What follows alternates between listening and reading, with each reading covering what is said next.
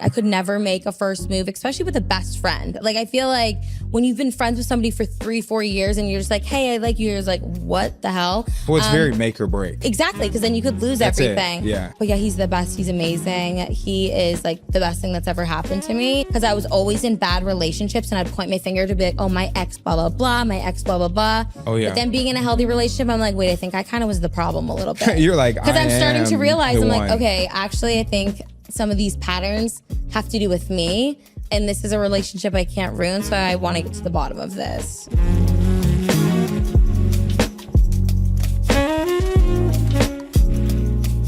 Welcome back to another episode of Don't Worry, I'll Ask. I feel like I don't even know what episode we're on, but I feel like I'm just starting to settle in, starting to have fun with it, enjoying it. Luckily enough, today we have another super enjoyable guest. We have Robyn Delmonte. Now, I've only hung out with Robyn a few times, but every time that I hang out with her, I leave and I'm like super inspired by her. It's a demeanor, it's an energy, it's, as a girl dad, like an appreciation just for a true girl boss. And literally that's what she goes by, Girl Boss Town. She's a pioneer in so many different ways. Like, she's worked with companies, brands. She doesn't just influence, she doesn't just make content, she controls the content. I'll give you an example. She worked for Base on their campaign. It was a dad airport travel campaign that she worked on with them. And I was at this shoot. I was like a part of it. I was working for it, and she just happened to be the creative director. The way that she took just command of the entire stage, entire set, photographers, videographers, the talent, AKA me, she demanded presence, right? Like, she totally took over. And that's what I knew she was special. So I'm excited for you guys to listen. And of course, we're going to get super deep. Like, another thing she talks about is just her mom that passed away, some of the things that she's dealt with, you know, her family and whatnot, new relationships, moving to LA, navigating new relationships in a new city, relationships, friendship relationships, and like relationships. Just in general, she's a beast. And the best part of all this, as it always is, by the way, is I'm going to ask the questions that you can't. Because I'm Isaac Rochelle, and this is Don't Worry, I'll Ask. Enjoy the show.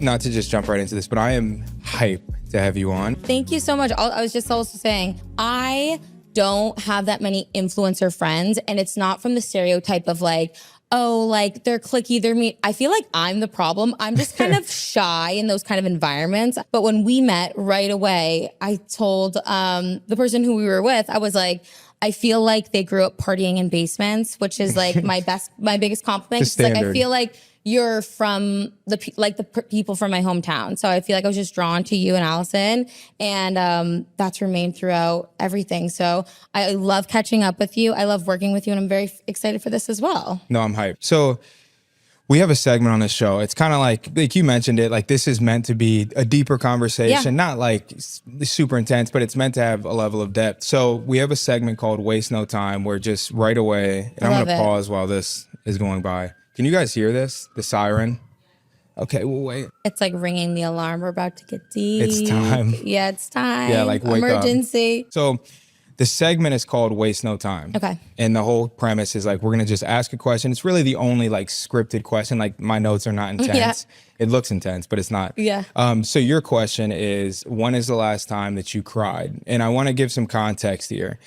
Allie, my wife, will cry. Like, she'll be on TikTok and in bed, I'll look over and she's crying. And I'm like, you're on the wrong side of TikTok. But for you, I want to skip that cry and talk about a time where you actually cried, where you felt it. Yeah, I was gonna say, I literally cry 2 to 3 times a day. You're like, I'm a professional crier. I'm extremely emotional, especially with TikToks about animals and those types of things. But like a deeper cry, I would probably say it actually happened last week. I was sitting and watching TV, which is my favorite thing to do. Yeah, you're so an it's expert. Weird that a cry came out, but there was a song on the TV that reminded me of my mom. And normally those types of things don't trigger me because it's been 10 years since I lost my mom. But for some reason, that song and thinking of my mom and then thinking of the chapter of my life that I'm in right now, it made me cry. And it was one of those things where I kind of had to say it out loud to just be like, wow, like I really miss my mom. And I said that out loud, and I don't normally just randomly splurt that out. I mean, I miss her every single day, but to say those words out loud to my boyfriend, it kind of just like unleashed everything to be like, wow, I really like, yeah, I do. Like, I miss my mom, and every aspect of my life and everything that's going on currently in my life, she has no idea about and she wasn't a part of. And I feel like I'm also in the position that I'm in because of her, and I just wish I could talk to her.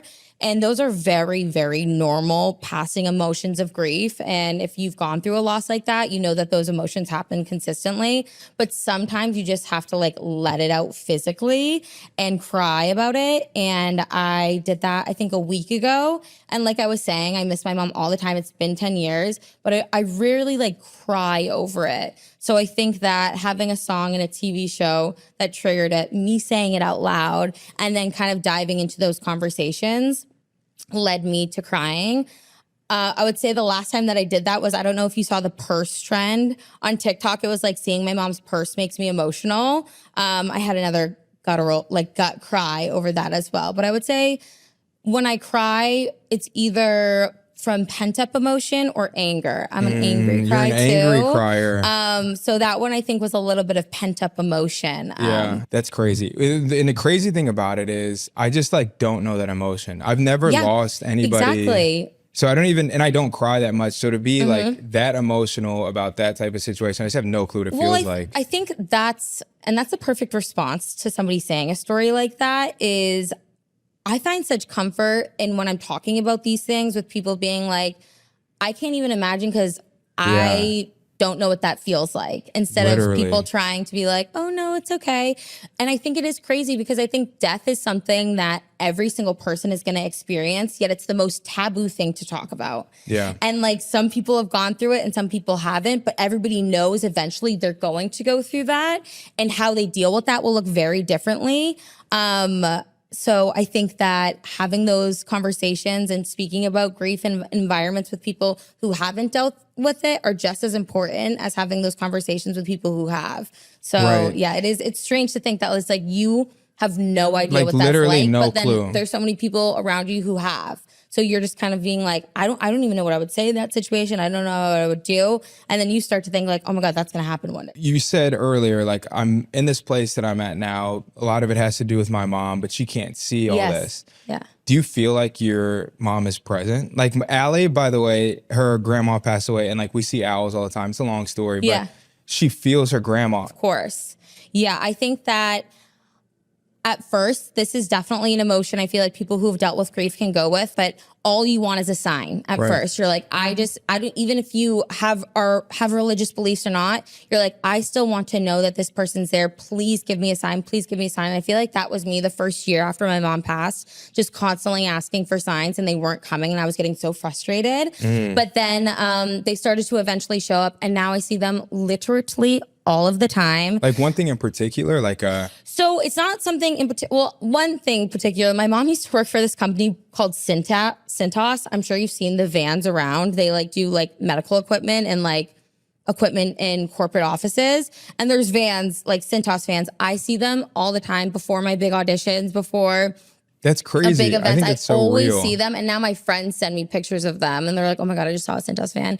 But also it's just little things where I can actually feel her presence, and people will say things or a song will play. And then also I think the most interesting part about losing a mom specifically is I never got to know my mom as an adult. So now as I become an adult, I understand my mom so much more. Whoa. So it's not even just a sign that I feel from her, but I see parts of her in me that I didn't understand when I was younger. So I feel like I'm still constantly getting to know her by just growing into a woman and dealing with maybe even some of my family members. So it's not like a specific sign, but I feel like as I grow older and experience the world, I understand her so much more, which makes me feel close to her still. Do you feel like that works with the good and bad? And I'll give you some context. So like I was on a show a couple of days ago and we were talking about like our upbringing and things we recognize that were not good. Yes. And then now as an adult where I'm like, shoot, I'm literally doing that. And it's like you feel like you're in the skin of your parents. Do you feel it good and bad? 1000%. And I think this is something that's not talked about enough as well, because after somebody passes, you're not going to talk shit about Yeah, you're your not gonna dead be like, mom. "Hey, we're a bum." Yeah, exactly. Yeah. Or even anybody. So whenever people lose people, they're always talking about the good in them. But then it's like, they weren't just all 100% good. Right. And that's something that I had to come to realization with, is some of the parts of me that I was growing into were some of the negative traits that my mom had, 1000%. And I've seen that a lot more as I've gotten into my relationship, because growing up, I might have seen how my mom and dad interacted and sided with my mom. But now as an adult, I'm seeing those behaviors in myself and realizing it's a that might crazy not have feeling. been the healthiest way to go about things. Yeah. 1000%. It's a crazy feeling. And I like So weird. When I talked about it with this guy, I was like, it's almost like an icky feeling. And Yes. you're dealing with it different, but you just feel like, like I don't want to be that. 100%. It's a crazy feeling. Yeah, and once you start, and then also, I mean, even though it's like a hard feeling to have, it also allows you to give your parents more grace. Totally. Like, I don't have the best relationship with my dad. We butt heads all the time, but I feel like as I've grown up into an adult and I've found myself doing some of the things that I didn't like in my dad, I'm like, okay, well, that shows that I'm just human and he's just human too. Literally, and it's yeah. just their first time trying to figure things out. And these traits that I once kind of resented, I'm now finding in myself, whether that's conditional or not. But it allows me to give more grace to people around me, especially adults, because I'm like, okay, like, I might have been hard on you before, but now that I'm in the position, I'm like, oh my God, this is a lot harder than I thought. Yeah, and sometimes it causes you to have less grace too, because you like grow True. up and you're Very like, bro, true. I actually am not okay with you doing that. Very true. I mean, you're 30 now, correct? Yes, And yeah. so like you learn how to draw a hard line in the sand with relationships. 1000%. Because I mean, you experience it more than I do as well, because you're a parent too. Because sometimes then you can be parenting your child and be like, I can't believe that my parents used to do this. I could never like, in that position. What were we doing? Yeah. So it's both. It gives you grace, but then it also gives you understanding to be like the weight of the situation and how much you would never do that regardless of the situation that you were put in. Absolutely. I want to go back to one thing, because I'm like, you mentioned having a church out here. Yeah. And I know you're probably like, where's religion? Where are we at in the convo? Yeah. But I've like just grappled with religion. Like anybody really in this room that knows me personally knows it's like a constant. I like having conversations about it. You obviously were dealing with your grief. Yes. Seems like with the framework of religion.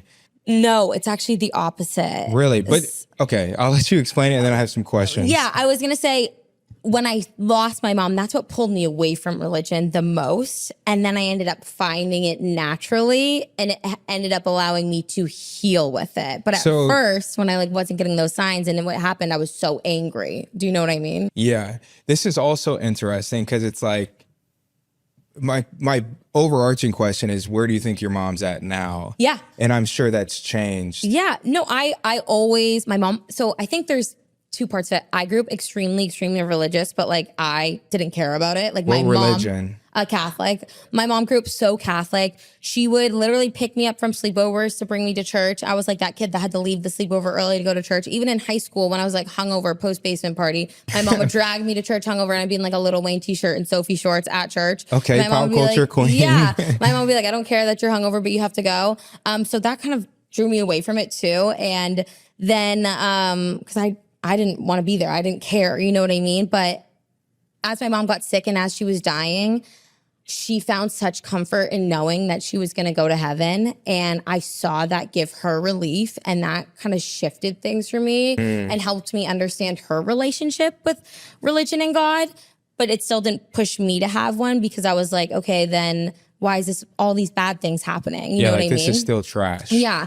And then after my mom passed, I dealt with so many different emotions, anger, all of the grief emotions. And then I just naturally ended up having a relationship with God, not even knowing the structure of it, because I needed something. I needed to believe that she was in a different place. And I saw that gave her so much comfort. So when I was really struggling with like depression and anxiety and all of those things, I decided to lean a little bit more into growing my own relationship with God without structure. And that kind of led me to where I'm at now, where I just have my own relationship and beliefs. Yeah, your own version. But I definitely think that my mom is in heaven, and because she believed it so much. And I feel like when you watch somebody fight for their life and the things that give them hope, you have to have respect for that. Totally. Because it allowed my mom to go with grace rather than fear. So I will always like respect her beliefs, and that gives me hope too as well. And I think sometimes structured religion and in certain religions bring people such peace, and in others it pushes them away from it even more. Totally. And we'll continue on with the topics, but the religion thing, like I said, is interesting. Like you mentioned, like the structure can either draw you closer or push you away. Like I was in like a very intense religious environment, and I was like the poster child for it at my high school. Like I was homecoming king, and to become homecoming king at my high school, you had to give your testimony. Like, oh, really? Which is crazy, Yeah. right? Like how you think about what that does to the psyche of a high school kid. Like you're the only way to be cool or like be at the pinnacle of coolness is to give your testimony and be super religious. And that pushed me away. Yeah. Like, and I feel like I've still to this point, like I'm still trying to like reconcile like that structure with like what you're describing, which is like the personal relationship. Yeah. It's difficult. Yeah, 1000%. Because it's just like, regardless of if it's religion or your parents or a certain school you went to growing up, like if you have those traumatic experiences or those negative experiences with it, your mind will always go back to that versus trying to like give it another chance or view it through a different lens. Totally. Especially I feel like with religion, but like if you're in a toxic relationship and things get better and then one bad thing happens, you kind of revert back to like, oh, this is what it was. Exactly. Same with religion. Exactly. Yeah, but speaking of relationships, I want to talk about Alec. yes. How long have you guys been together? We've been together now for like 8 months, I think. I'm not like a month anniversary type of person. I mean, but a little bit. Like you got a little bit of that actually, in you. I am a little bit. I like numbers. So like our anniversary is on the 6th, and I'm very like number oriented. So I feel like that's how I remember it.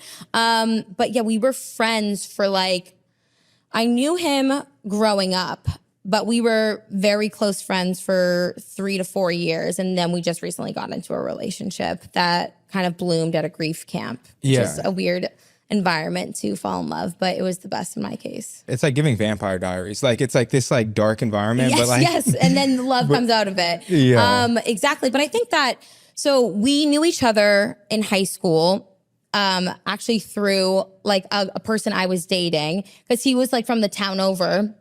And the person I was dating was more friends with people from that town. And then we both experienced loss in college. for him, it was what? For him, he lost his brother, and I lost my mom the same year. So I feel like in a weird way, it almost made us like magnets towards each other, because I was drawn to somebody who was going through the exact same thing that I was, but we were both still surrounded by this friend group in the world where everything was just like normal, yet our entire world was like falling apart.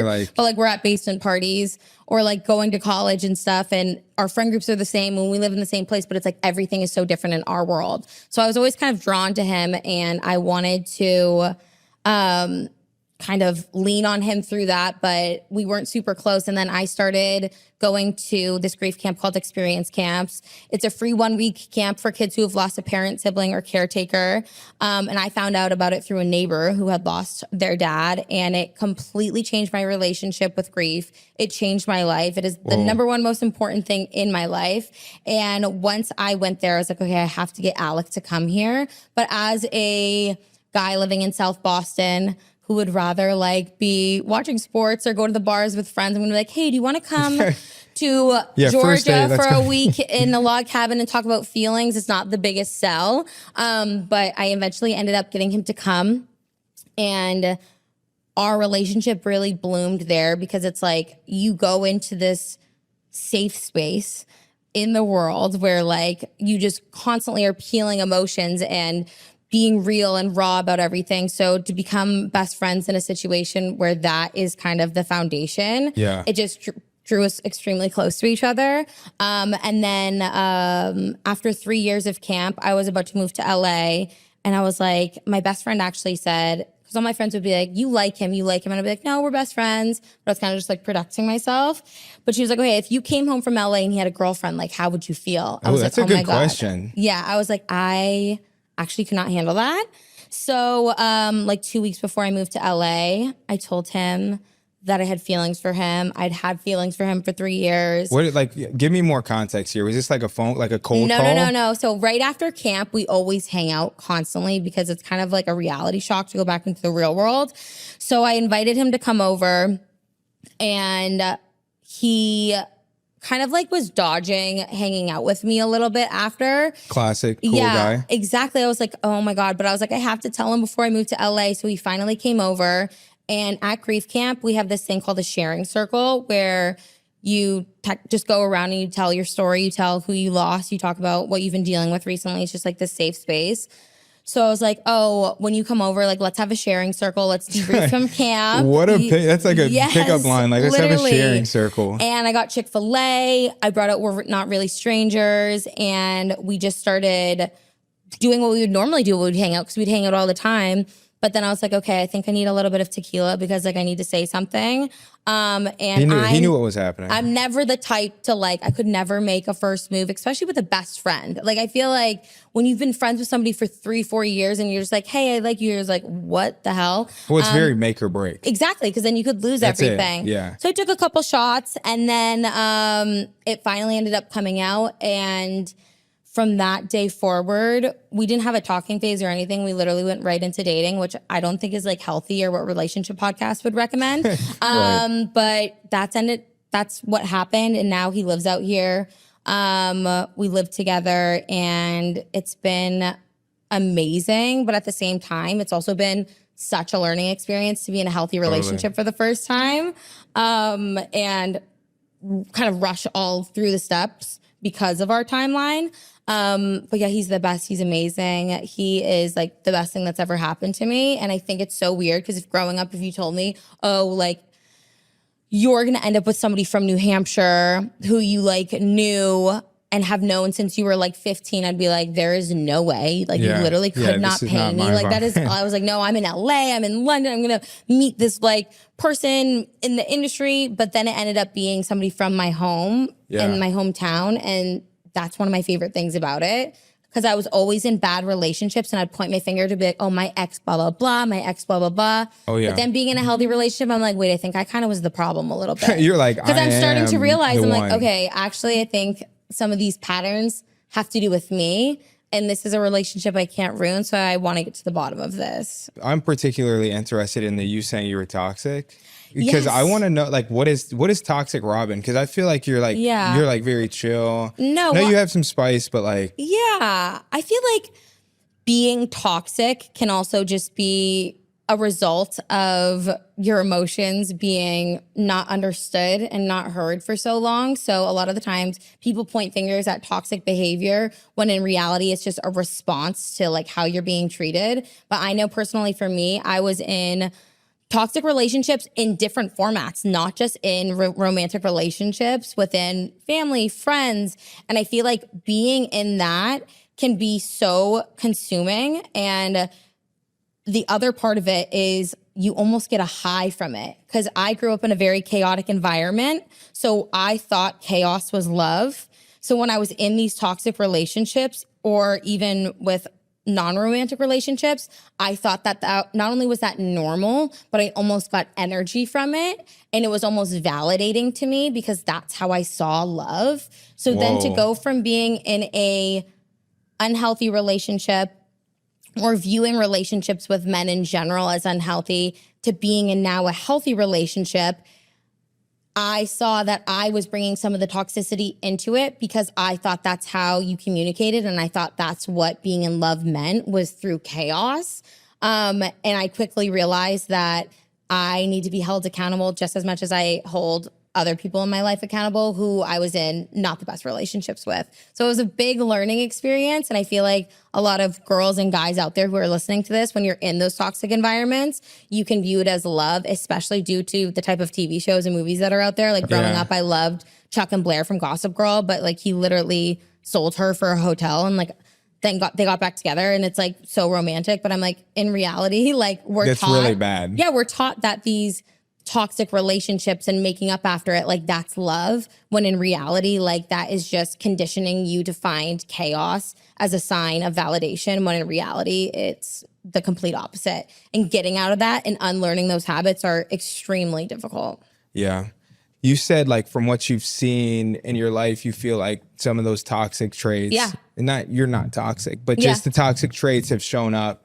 Like your parents, were they like, they got divorced when? Like, so my parents got divorced essentially right around the time I was born, but they had like the healthiest friendship and relationship, which is very weird for me because I grew up thinking divorce was like a good thing. So when they would bring you to like the banana split club, they're like 50% of relationships end in divorce. You're like, that's great. No, they would bring me to banana split club in elementary school, which was like an after school thing for kids of divorce. I was like, I love divorce. Like I have 2 beds. Like I get 2. They had such a healthy relationship to my eye. So I have, like, you know what I mean? As a kid, they did the best job ever. I literally say, like, I've gone through so much in my life. And like the least amount of trauma I got was from my parents being divorced. It was like, actually, I have a very modern family. Now, like my mom got remarried and had another child and then got divorced again. But my stepdad now spends every holiday with my dad's family. Very modern family. I mean, I'm here for it. Yeah, so it's weird because I saw my parents, I never saw parents together, but they had a healthy relationship. But then my mom with another partner might have had like a different, not as healthy relationship. So I've seen all things around the map. And now the person I'm with right now, his parents have been together for 40 years. Which is mind blowing. Yeah, it actually inspires me a lot. Like I never believed in marriage. Or weddings, at least personally for myself. I was like, I will never get married. I will never have a wedding. Weddings are absurd, by the way. Yeah. I still feel that way. I would have paid double for a wedding. Like it was that fun, but weddings are objectively absurd. Yeah, it's crazy. Yeah. But I was like, I don't necessarily for me believe in that for a multitude of reasons. And then after seeing my boyfriend's family and his parents, it's shifted my mindset on certain things because I'm like, there are such things as healthy relationships that can age through time because I feel like obviously everybody can get married and it can be great. I've just never seen longevity within a relationship. So that was always a big fear of mine. But after seeing his parents, it's given me like a lot of hope. But yeah, I never saw a healthy relationship ever in my life or people being together. Yeah, we're so accustomed to seeing bad relationships though. Like I interviewed Aspen and she just went through a divorce after 10 years of being with her partner. It's crazy. Yeah. Just the statistics around divorce. Yeah. Also real quick, Alex seems like he's just very like, I like trust Alec and I don't even know him, but I trust him. He's got a good framework. He's golden retriever energy for sure. And I'm like this, like, I'm like the black cat, but yeah, he's very trustworthy. Like you guys luckily don't have like a public relationship, which also, I mean, it's, you know, it's public, kind of, but yeah, but it's not like Allie and I make content together, which we're married and it's a different vibe. And we started doing content like into our marriage. Like it's not like the cornerstone of our meeting, but these relationships, and you can probably name a million people where it's like all public. Like they start a new relationship and it's just all public. Yeah, I always said I was never going to share my boyfriend on social media, but then I thought our story was very interesting and it allowed me to kind of talk about like grief camp and grief, and now I love our relationship so much. So I'm like, okay, I want to share this, but at first I was like, oh my God, I would never post it because I already put so much pressure on myself. I could not handle the pressure of others, like what you do, but I feel like at the same time, too, it's like you didn't start your relationship, start posting content, like that came into it. But some people who just start from this right away and post their relationships, I'm like, I could never do that.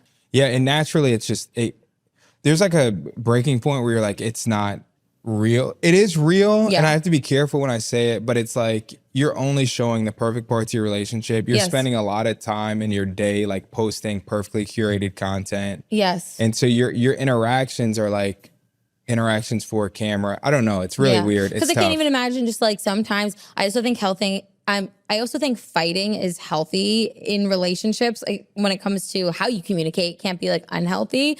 But I feel like every couple bickers or argues and then having to like do that and then like shoot a brand deal. It's like, I'm so petty. I literally would be like, I can't. No, we've had that. Yeah, I can't look at you right now and set up a ring light for you right now. Like I need you to go away. Set up a ring light. Yeah, like I couldn't. Not. But do you feel like, are these conversations you guys have about like being like, okay, like our relationship is so public, like what do we keep to ourselves, and like how does that add pressure to this? Yeah. Good question, Robyn. Thank I like you. that. That was I'm good. the host. I'm kidding. Yeah, you got it. No, we really don't talk about it. I mean, Yeah. I feel like when you figure out a flow in your relationship, when you're in the public eye, like you're not having to talk about Yeah.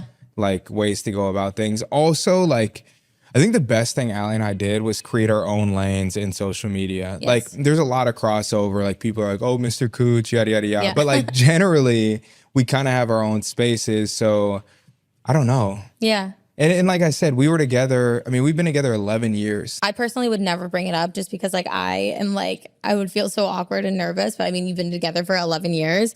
But it is a lot of pressure, but it's also like so beautiful. And you guys created a community within that, but then also did your own lanes too. So Yeah, it's like, it's I been think great. it's special too. And like to be able to tell Scotty, like when she's older too, it'll be like, you have all these memories together that you guys built through your Totally. relationship. I think it's special. I think it's Yeah, great. Scotty's It takes specific types of people to do it though. totally. You see a lot of people fail. Yeah, What's funny, exactly. and not to get off on this tangent, but you see so many relationships where they're posting, and then it's like, oh, we're getting divorced. And you're like, Yeah. wait, what? Exactly. So it does take a special type of person, and it is a little complicated. Is Alec gonna have is he gonna have a debut? No, I don't think, I mean, he is right. Like he doesn't, how do I say this? He's just like a typical Boston man. Like, I don't think he would be out here talking to a camera, but I feel like he'd be really good at it. So I feel like he could, but he doesn't even have TikTok right now. Can't force it. Yeah, you can't force it. It's not his thing. Yeah. Well, But I think he's a really good writer, and he's super creative. So I think he could do something in this space, but he hasn't yet. And I don't know if that'll happen, but I mean, I would support it. Yeah, I would too. I'd be his biggest fan. Yeah. So like you talked about everything that you and Alec have been through and like how you guys immediately meshed and hit it off. I can only imagine the dating for you. Like you dating somebody after everything you've been through with grief. Yes. You're probably like, bro, you're immature and you're emotionally immature. And I don't like, you probably got the ick so fast from guys. 1000%. I actually like never went on dates. I mean, I went on a couple, but I was like on the dating apps and I would try. But at the same time, exactly what you're saying, I feel like when you lose somebody you love, your biggest fear is like loss of love. And that can look like a multitude of different things. But even just having to become attached to somebody in a casual setting like dating and then having to lose them, I feel like is a massive trigger for me. And I knew that going into things. So I feel like it would prevent me from wanting to put myself out there. And then at the same time, sometimes when I would be talking to people, I could tell that our emotional intelligence was very different just because like I've gone through things. Yeah, exactly. Yeah. So definitely was hard to date. I also think that dating somebody new and meeting somebody new and then having to like unpack your family baggage and all the trauma that you've gone through like isn't the most attractive thing, but it should be normalized more. But I was always afraid of that. So I am glad that I was able to meet somebody in a setting like a grief camp. So I didn't have to have the conversation of like, oh, X, Y, and Z. But I feel like that's something that a lot of people struggle with. And I can imagine really having to dive more into that in my 30s and continue to date. I was never good at it. I couldn't date. It's incredibly challenging. It's like not even like grief is one thing, but even like, hey, I have like really bad anxiety or like any type of vulnerability, like with a dude, and guys really struggle with this. Yes. And I can say this because I'm a guy, like we struggle with like being empathetic and like Yes. meeting somebody where they are. Yes. And it's just difficult, especially as you get older. It's like, exactly. come I think on. that even just having conversations with somebody when you're first dating, it's like you want to show the best of you, but then it's like when those hard things start to come up, it's like, how do you ease that in? Yeah. And those conversations are so hard, and I can't even picture myself doing that. But like you said, I feel like how boys and girls view emotion is so different. So even when somebody like me would need to like get something off my chest, or even in the beginning stages of dating, like wanting to figure certain things out or have those kind of conversations, it's like it's very rare that you meet somebody who's very open to having those conversations as well. So I feel very lucky to have met somebody at a grief camp. So if anybody out here has a dead parent,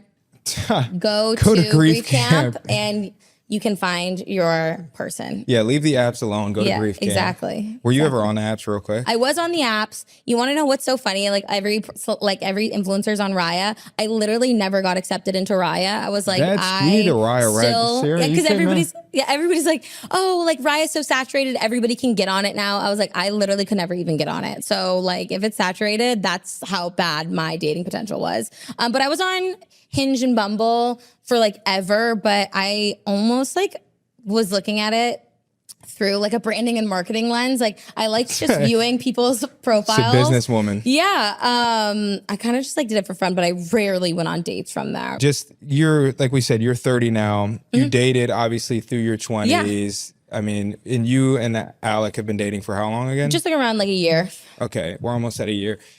But like what point, I always think about like the clock, right? Yeah, Women, of course. unfortunately, like they deal with that, the pressure from society, like men don't deal with it. When do you feel like that, like fear of like, am I going to meet somebody? And like, I need to meet somebody kicks in. So for me, it was really different because all of my friends have been with their partners and have been married for like 10, like they've been with their people for 10 years, they're married.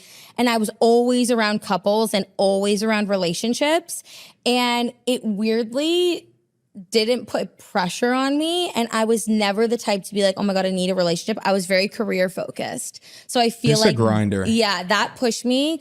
So I was always like, when I was little, when I thought about me being older, I thought about my career and like what I would be able to like, the house I had and all of these things, but I never pictured myself doing it with somebody else, probably just because how I was raised. So I didn't feel a lot of pressure in being in a relationship, but I will say I want to be a mom. That's like the number one thing in my life is like, I want to be a mom more than anything. So I feel like I started to feel a little bit of pressure and under those circumstances, even though I know there's a bunch of different avenues. So that gave me some grace.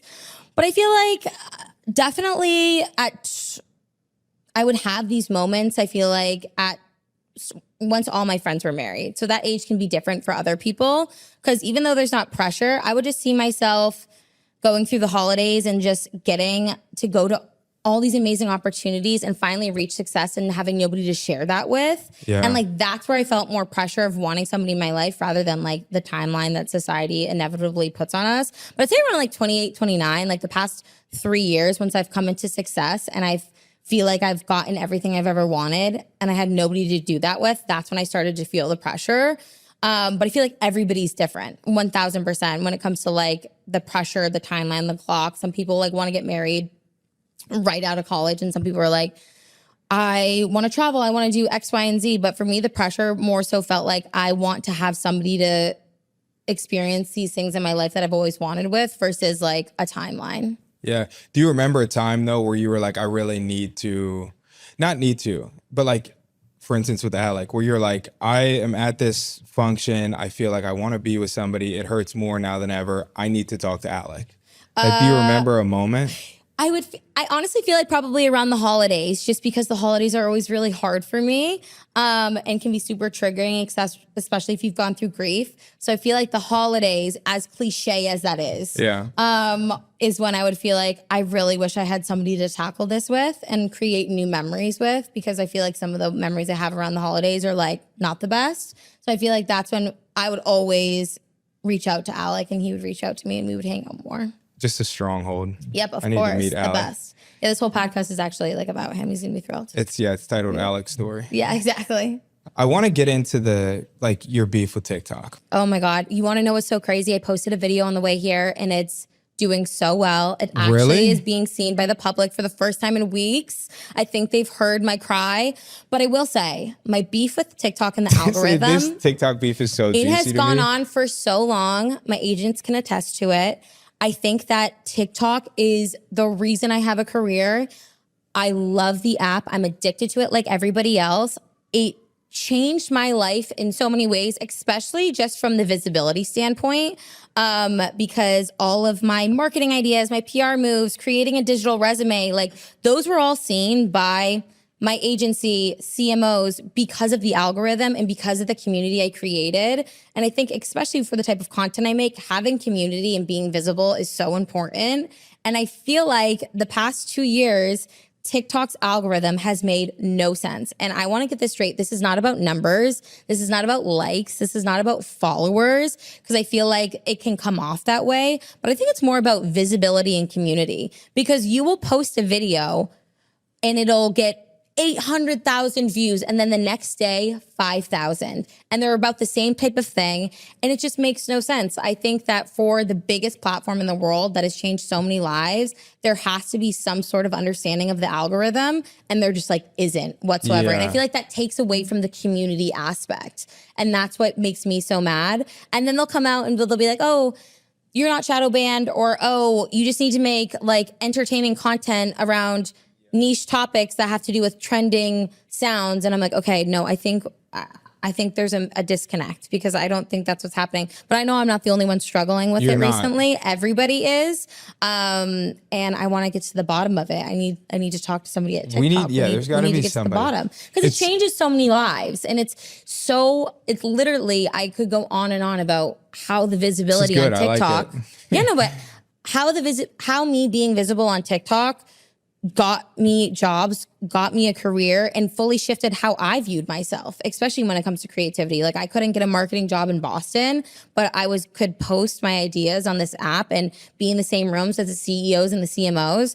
And that visibility can continue to change people's lives and financial stability for people. But I feel like right now there's like a massive lack of community and visibility and no answer. So we're gonna get to the bottom of it. I need to. There's like a number of creators, like you said, like I think about Jenna Palick. She talks about this all. Do you know who that is? Yes. She talks about that all the time. Like, just the algorithms like not favoring me. Yeah. And it's funny, when you hit up the reps, they will say like your content needs to be better. Yeah, literally. Or they'll just be like, use trending sounds, use trending topics, go into your niche, do longer format content. I've heard the same spiel over and over again. And I feel like there has to be more than that, because one video can't get 1 million views and the next day get 5,000. Like, that doesn't make sense. Yeah. But I think it's less about numbers and more about visibility. But I see a bunch of people struggling with it now.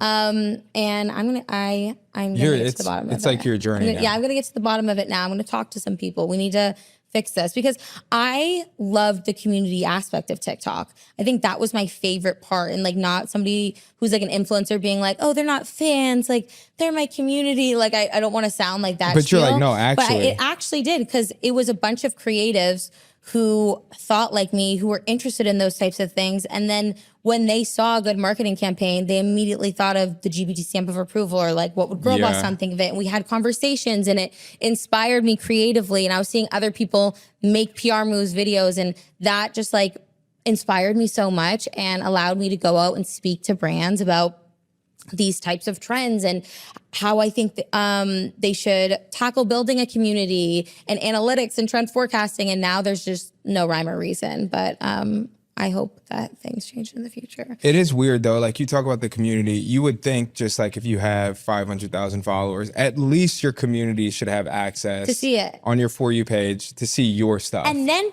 I get hundreds of comments that I've saved over time. I screenshot everyone. It's like, oh, I haven't seen you in like 3 years. I haven't seen you in 2 years. It's like, hello, why? I make content every day. But at the end of the day, I feel like I am so lucky for even having an audience and for having opportunities through TikTok and social media. But I think that TikTok is missing a large opportunity to not only teach people about trends and like go over social media, but really to teach people how to understand the algorithm and how to create content that reaches a certain audience in a way that allows these creators and people who are starting on the app to fully understand how to make a following, make a community, and understand what the videos that they're making are doing in the long run. So I feel like they're educating people on trends, but not the algorithm. Well, I don't think they understand the algorithm. I think it's a wild, wild west. But it's also fascinating to me, like, just with the social media of it all. Like, you are one of the most connected people I know within, like, even within creators. Like, when I was bringing you up to people, like, oh, I'm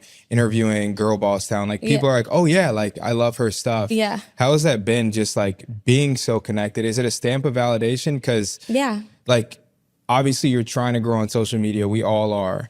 And you're like connected, like. Yes, in a different way. Yeah. Yeah, I think that is something that I realized from the start. I forget who said this to me, but somebody said like, it's not about how many followers you have, it's about who follows you. And I feel like that has been a massive thing that I've leaned on throughout time, because I might not have the most amount of followers. But at the end of the day, the people who do watch and consume my content will lead me to opportunities and lead me to where I want to be at the end of my career.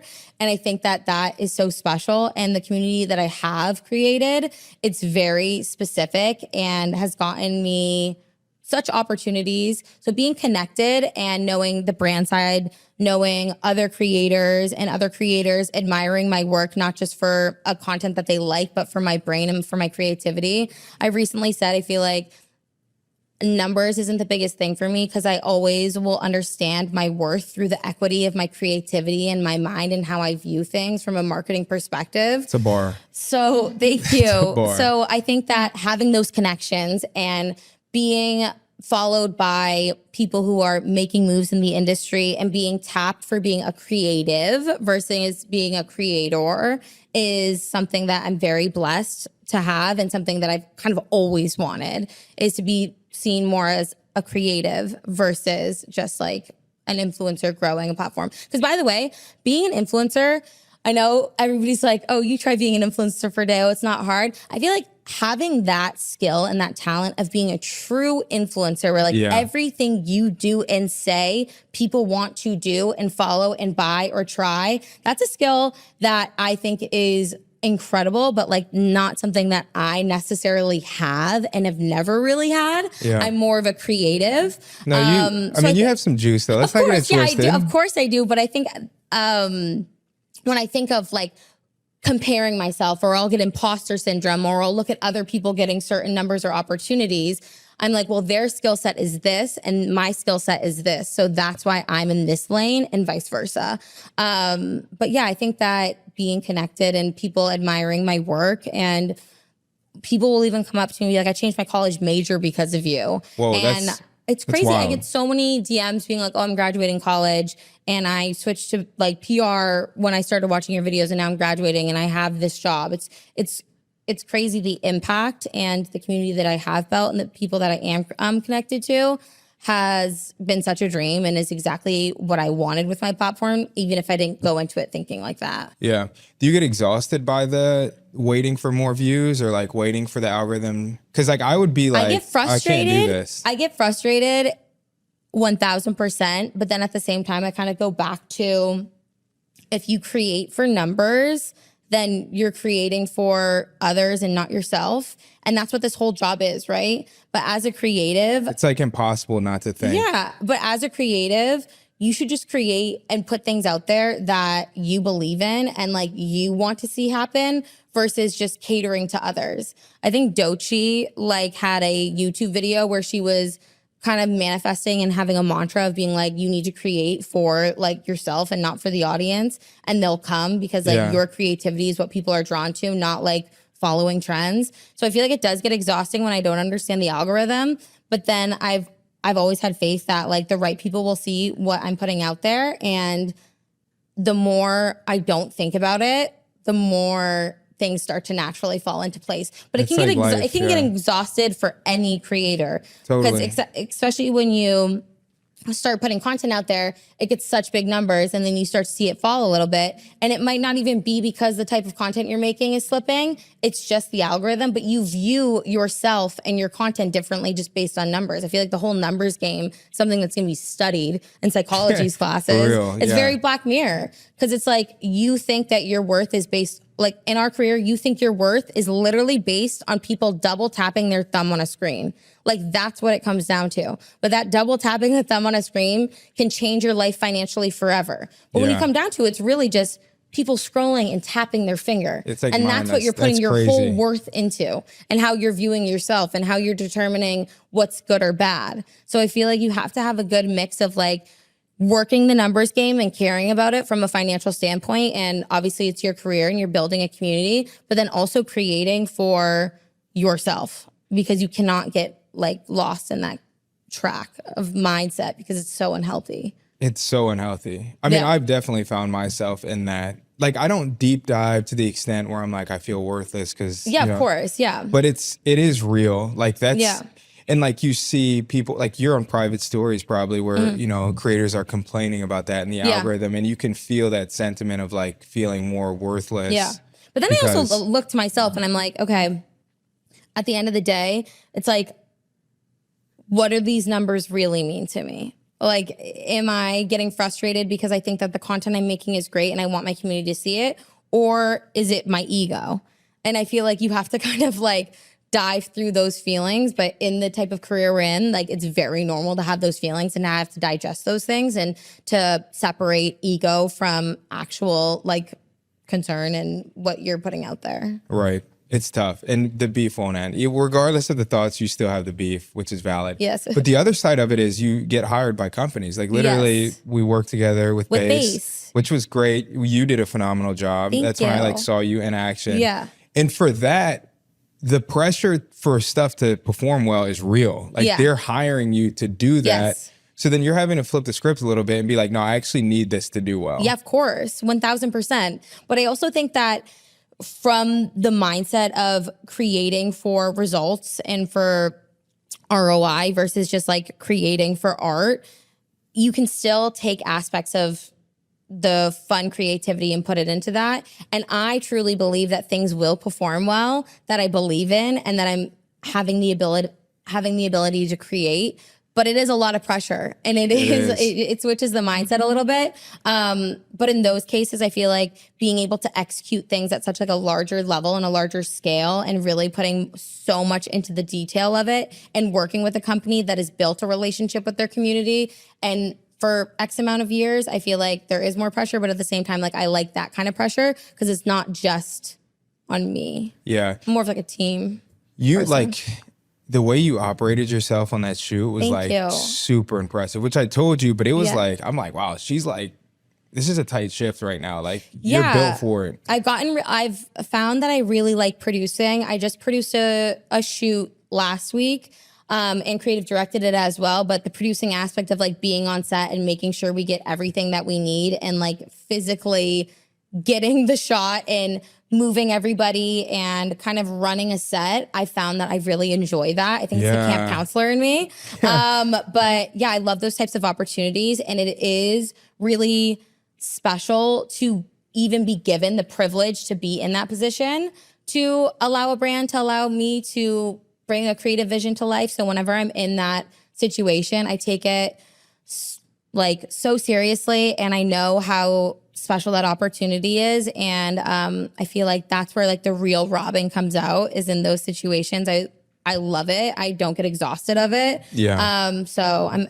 always excited and blessed when those opportunities come about. Yeah, I think it's going to become the new norm. Companies like not even really having CMOs, but having like a board of marketing people that are creators. Yes. I never understand why more companies don't do it. Like you're an expert in this. 1000%. Bring a creator on. Don't have some dude who studied it in college. I think there's definitely a balance of traditional versus digital. And I know that I speak at a lot of conferences and a lot of like Gen Z consulting agencies. They say that a CMO should be a 25-year-old who grew up on the internet and posts on social media every day and understands it to the core and is a consumer at heart, versus just somebody who got that position traditionally. Right. And I think that there has to be a mix, because you still need traditional business people in the space to make a business run, but definitely tapping creators to be on the board and to be executives is definitely going to be the next move. I think 1000%, it just makes sense. So a lot of times you'll go into the rooms with people and you'll ask everybody in the room who is spending X amount on TikTok ads a year, like how many people in this room even have TikTok on their phone? Literally. And you're spending this much money and putting this much into of your business into a platform that you don't even have on your phone. It just doesn't make sense. So I feel like we're definitely getting to a space where people are hiring creators as creatives, which I love and I'm very behind. Well, you're like the OG of it. So you're like, let's do this more. Yeah, exactly. Literally. Exactly. Well, it's like in the NFL, like you'd have, like I played D-line. So you have these D-line coaches who never played D-line. And I'm like, this guy's an idiot. Let's not have him in this position. It's the same premise. Like, bro, have people in there that like actually have done it, that are battle tested. Yeah. So real quick, I want you to talk about the like everything that you have going on, the writing that you're doing, because I think it's really interesting. Thank you. So I feel like I split my career up into 3 different pillars. I have been doing a lot of on-air hosting with E, which is kind of like my childhood dream. I think E, from a broadcast journalism standpoint, as a pop culture girly, that is the mecca. Like my It's literally entire the life, mecca. I wanted to work for E. There's pictures of my childhood bedroom of me in there, and there's E News on in the background. Your childhood bedroom was probably really funny. Oh yeah, it was crazy. But E was always the end all be all. I wanted to go to broadcast journalism school when I was in high school to work at E, but then I was like, wait, they don't party there. I don't want to go. No, they don't have no sports basement teams. They don't party. parties. Yeah. So to have this opportunity with E and to really grow with them, they were my very first ever influencer job too. I filled in on the rundown when I first went full-time influencer, and to now be a part of the E family is amazing. I host a show called The Recap, and I'm going to be doing more on-air hosting with E, which is amazing. And then there is the creative consulting side of my business, where I'm continuing to try to get my foot in the door with brands to be a creative, to produce, to really work on these projects that I've been pitching for the past 3 years on social media, but not just to pitch them, to make them happen and to document that process.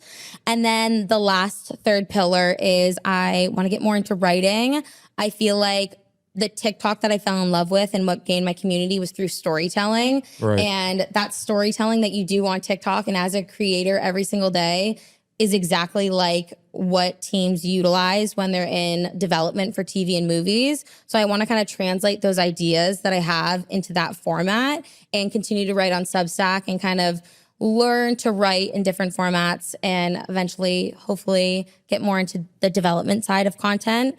So 3 different pillars, very busy, but all good things. But I think at the end of the day, the fact that I'm able to be creative for a living is the biggest privilege. So I would say that's like my title in the end, is a creative. Yeah. But the different avenues that I get to do it, I just feel extremely blessed and excited for the future. Yeah, you're definitely a unicorn in this space, though, because I can't think of anybody else who's like attacking it from both sides. Like when you say you're creative, but then you're attacking it from all sides, it's like super rare. Yeah, I think that right when I went into it, I was afraid of the numbers game, bringing it back to that. So I always thought, like, if all of this goes away, I still want to be in this space because I love this space. I was a fangirl first. I was a consumer at heart. So I always wanted to understand the back end of things. And I think I realized very quickly when I was meeting with brands and they were pitching content ideas, I was like, okay, I could so do this and not do it better at all. But I'm like, I could bring a different perspective to it because I'm on these apps every single day.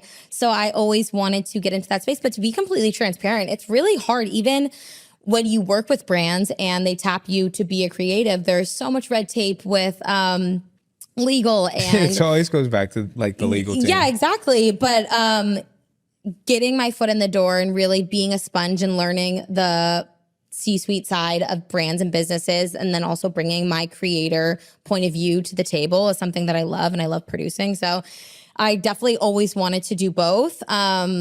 And I feel like I'm getting to the place now after 3 years in this space where I'm kind of finding out like what I love and what isn't necessarily for me, which is a privilege within itself to be able to pick and choose what you want to do for a career.